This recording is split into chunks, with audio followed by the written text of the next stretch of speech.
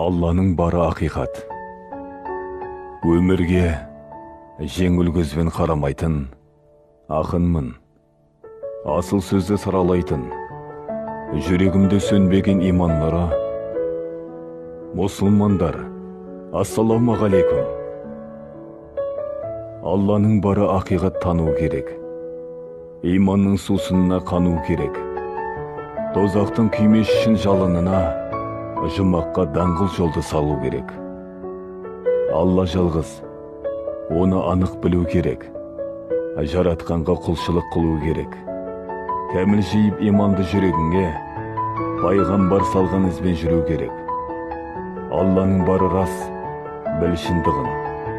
Үзілмесін зікірменен құлшылығын. Азан менен намаздың арасындай, бір сәтте өте шығар тіршілігің. Өлеңнің авторы Аманжол Мұхаммед Қазиев. Өлеңді оқыған Дидар Сыздық.